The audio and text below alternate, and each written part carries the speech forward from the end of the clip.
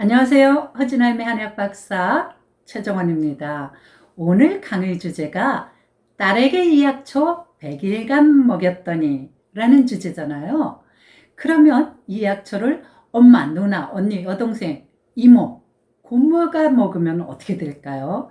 자, 전신냉증, 수족냉증, 생리통, 또 각종 부인과 질환으로 고생하시는 분들, 오늘 제가 알려드리는 한방차 또 한방환 한번 해보세요.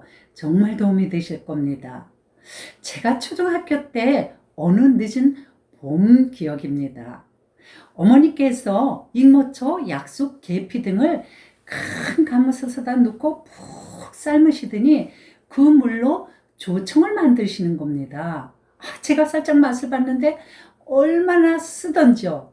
그리고 그 조청에다 무슨 또 다른 한약재 가루를 넣으시더니 염소똥만하게 동글동글 새카만 약을 환을 만드시더라고요. 그렇게 만드신 약을 저에게 먹이셨을까요? 그게 아니고요. 둘째 언니한테 여름 내내 먹이시더니 둘째 언니는 그해 가을에 시집을 갔습니다. 나중에 안 사실인데요.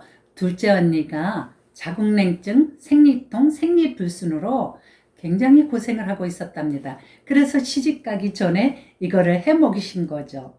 여기에다 마늘까지 먹이셨으면 둘째 언니가 웅녀가 됐을 텐데, 옛날에는 환경이 열악하고 모두 가난하니까 많은 여성들이 전신냉증, 수족냉증, 또 산후병 이런 냉증 질환으로 평생을 고생을 했죠. 근데 현대 여성들은 어때요? 특히 사춘기 청소년들이나 미혼 여성들 대부분은 너무 먼 데다가 냉증 질환을 얻게 됩니다. 한겨울인데도 짧은 치마, 아니 한겨울에 양말들은 도대체 왜 안 신는 거죠? 그리고 여름에는 배꼽티, 짧은 나시, 그리고 에어컨 속에서 아예 살잖아요. 이러니 각종 냉증 질환을 안 앓겠어요? 당연히 이런 병 얻게 되겠죠. 이런 병이 만성적으로 고질화되면 평생을 정말 고생합니다. 여성들의 심각한 냉증 질환 뭐가 있을까요? 그 첫 번째가 생리통이죠. 생리통은 원발성과 속발성 두 가지로 나눌 수 있어요. 원발성은 청소년기 생리 초기에는 생리통을 겪다가 결혼을 해서 임신을 하거나 분만을 하게 되면 통증이 대부분 사라지죠.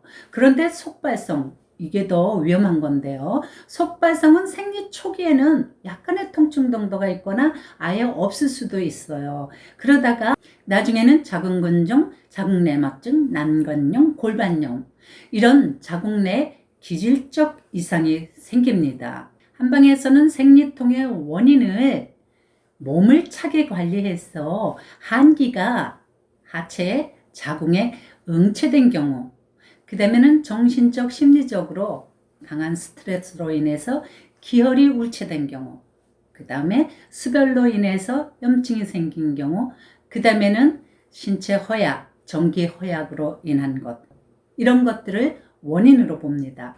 한증으로 인한 병 중에 생리불순도 대표적인 질병이죠. 여성의 생리는 그 생리의 양, 색깔, 모양, 주기 이런 것들로 여성의 건강 상태를 가늠해 볼 수 있는 중요한 척도가 되죠.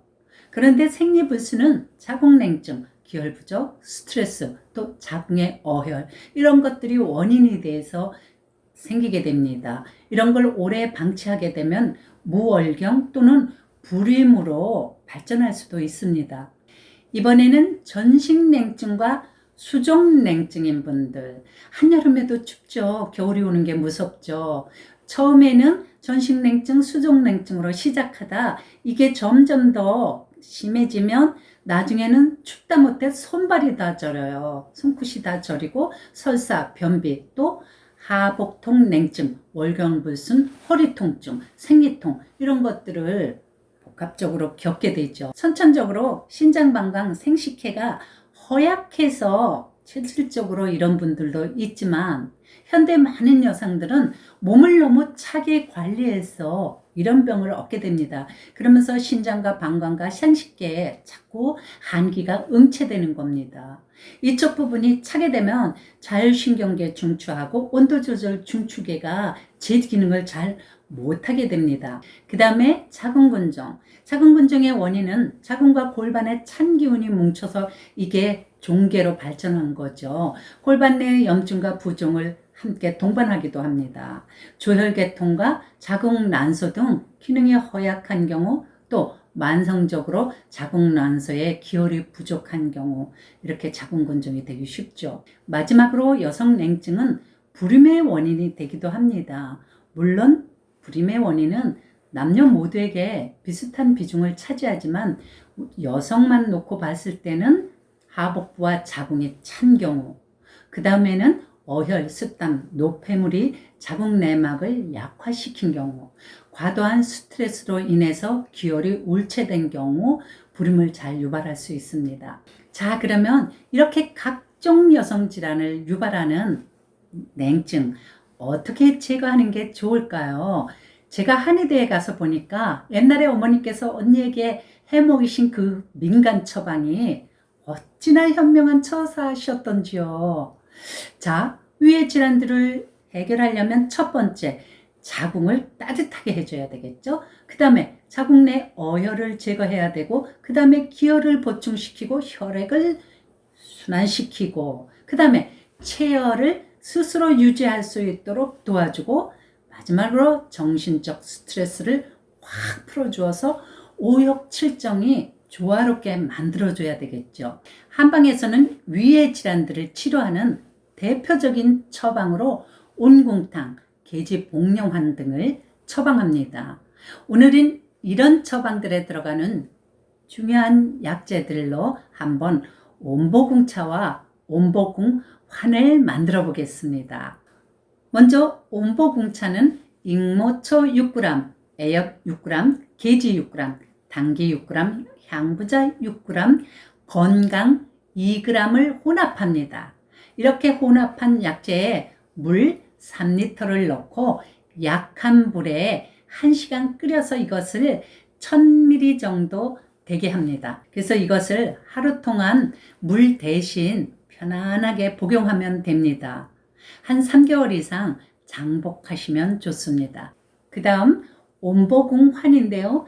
익모초 600g, 애엽 600g, 계지 600g, 당기 600g, 향부자 600g, 건강 200g을 혼합해서 이것을 가루를 냅니다. 이렇게 가루낸 약재에다가 찹쌀풀과 꿀을 넣어서 적당히 혼합해서 먹기 좋게 적당한 크기로 환을 만듭니다. 그래서 이것을 하루 3회 1회에 8g씩 복용을 하면 됩니다. 이거 역시 3개월 이상 좀 장복하셔도 되고요. 위의 양은 3개월 정도 드실 수 있는 제 강의를 들은 모든 여성분들 몸과 자궁을 따뜻하게 만드셔서 건강하고 행복한 여성이 되기를 바랍니다. 모두 건행!